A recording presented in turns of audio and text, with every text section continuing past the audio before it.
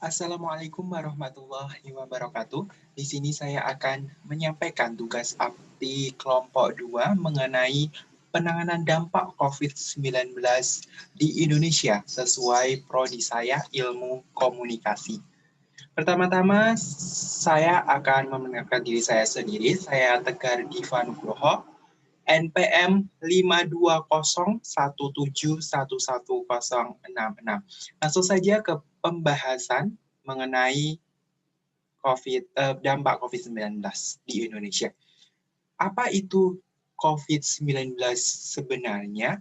Ya, dikutip dari website pemerintah di covid19.co.id, COVID-19 ini adalah penyakit akibat suatu coronavirus baru yang sebenarnya tidak teridentifikasi pada manusia.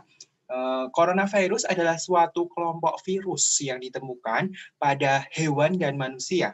Ditemukan pertama kali di Tiongkok dan menyebar ke seluruh dunia pada akhir tahun 2019. Bagaimana orang terkena virus COVID-19 ini? Untuk orang yang teridentifikasi virus corona akan mengalami gejala seperti batuk, flu, sakit tenggorokan, sesak nafas, lesu, dan letih. Bahkan pada beberapa kasus pasien akan mengalami pneumonia atau masalah pada paru-paru.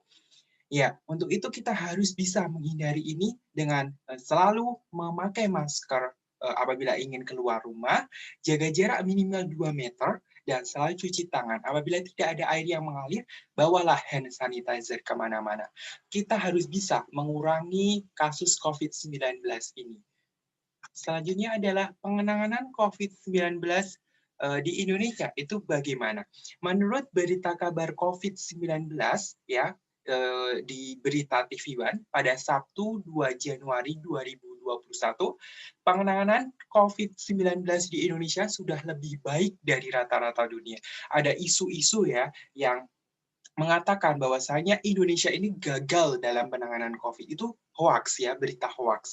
Bahwasanya Indonesia ini sudah lebih baik ya dari rata-rata dunia. Karena Indonesia ini adalah negara kepulauan dengan banyak sekali pulau-pulau di Indonesia ini. Untuk menempuh pulau satu dengan yang pulau lainnya itu beberapa waktu, membutuhkan beberapa waktu yang lama.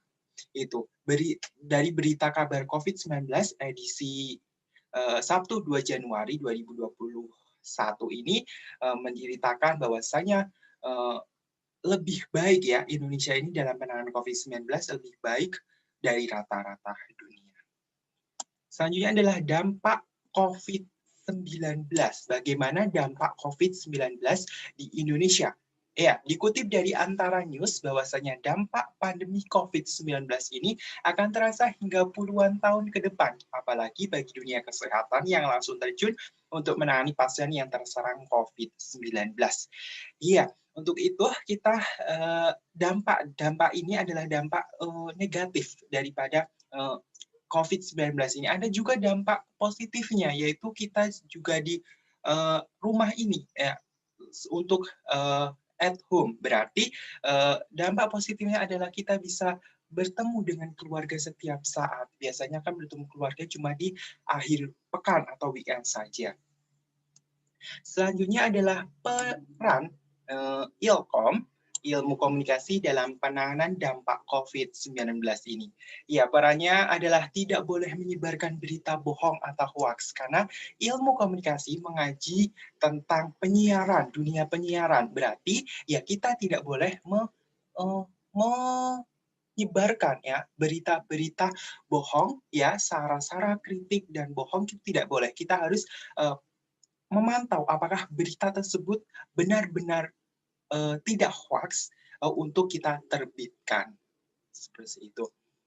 Saya ambil sumber-sumber yang dari pemerintahan yaitu di covid19.co.id dan ada di kabar COVID-19 TV One edisi 2 Januari 2021